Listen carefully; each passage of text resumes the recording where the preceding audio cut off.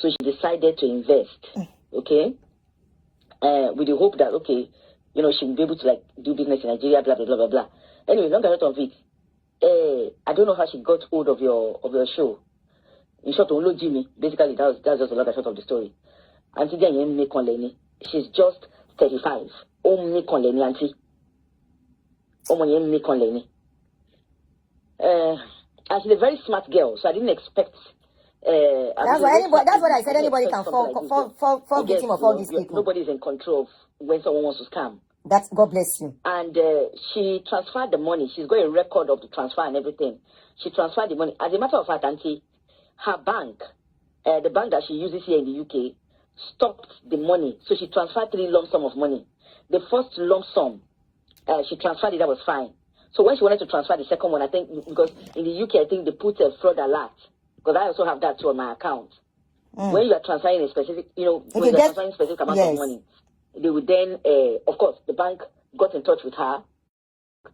This account that you have sent money to, there's been red flag on that account. There's an alert. Did she send to Naira account or Pounds account?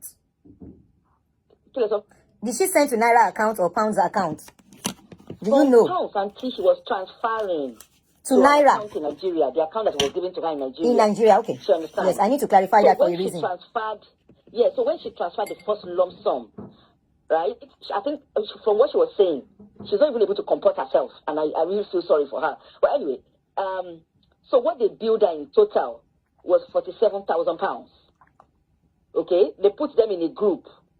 They have a platform where they put all of them, you know, as investors. You know, from what it is, since the guy obviously talked all of them into this investment. So a friend of hers was the one that actually introduced her to this Akintayo guy. Anyway, she transferred the first lump sum of money anyway, and that was fine. So when she wanted to transfer the second one, our bank, HSBC, immediately got in touch with her. You know, they sent their alert stuff. They sent, you know, like fraud stuff. Because she transferred a lump sum. She wanted to transfer a lump sum. So they did get in touch with her, and before they transferred it and said, look, there is concerns with the account that you're transferring money to. And even the name of the company that she was transferring the money to. But of course, you know, when they put that alert, she's got to call back. If you live in the UK, people that live in the UK will know what I mean. So they had to call back. So she then called back just to confirm that she's so when they put things like that, they would ask you to call back, and then you then confirm whether, you know, whether you're still willing to go ahead. So in this case, Auntie, she confirmed. That was how she called and confirmed, and she transferred the second lump sum. So she was about to do the third one. Guess what, Auntie? But she had to call on the platform. There's a platform that he opened. So as soon as she transferred the second amount, which totaled to 27K, okay, they removed that from that platform. She wasn't able to access it because when she transferred the second amount, HSBC was asking her for a proof of what do they call it? A proof of transfer, okay? Because she was transferring her money from a fixed ISA account. So it's a fixed ISA account. Called the ISA. It's a fixed account, Sha. So she was transferring the money. So they needed a proof before they could transfer the third lump sum. And guess what? She then reached out to Akintayo. They passed her on to a PA. When she was transferring this money, she had Akintayo's direct number. Unfortunately for her, she reached out to Akintayo and they passed her on to the PA. Let her get receipt. Meanwhile, about the receipt will not come out.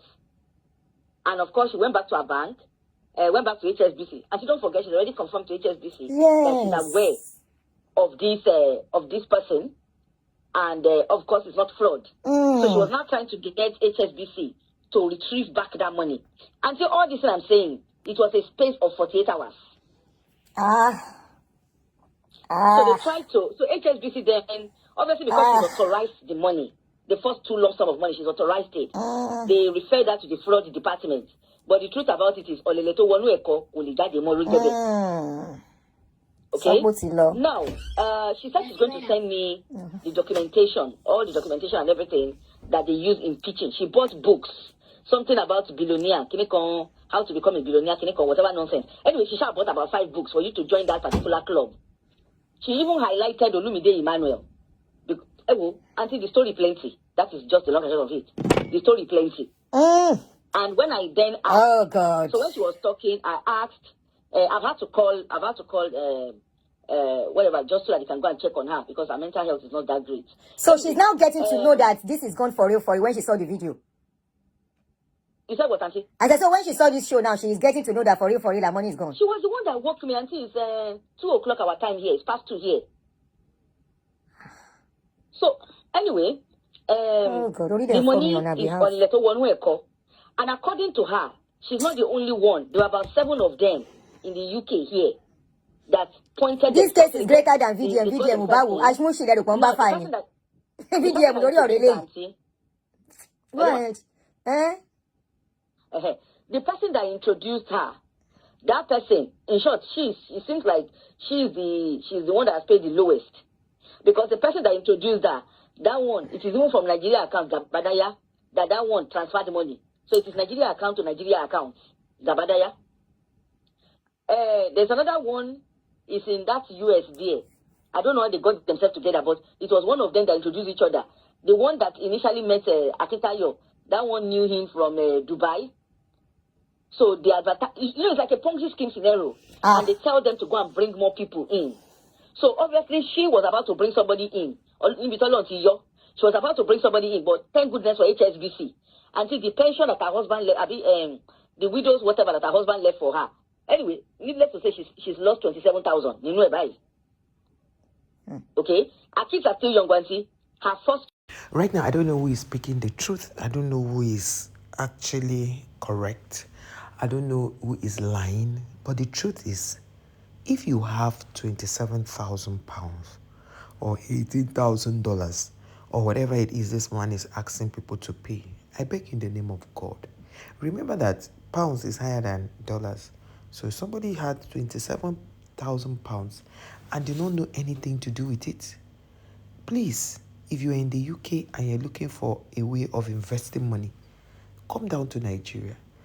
Look for a business and do it. There are people who have apartments in Nigeria and they control those apartment buildings from outside the country. The people pay into this thing and they enter into the place. The people control it. They have CCTV cameras that are connected to their phones to see the people who are coming into that building and the people that are going out.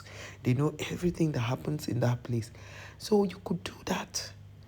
That £27,000 is a lot of money. You can come get an apartment, a building that you convert into a shortlet apartment business. There are many other businesses you can do without being there, and you'll be monitoring everything online. I'm not caught out with all this. Yes, but you know the funny thing, most of these guys who do this kind of mentorship, they don't know anything about social media business. They don't know. You see them, you pay for those kind of sessions, you go there from beginning to end. At the end of the day, they will not still do all this online marketing for you. They don't teach you.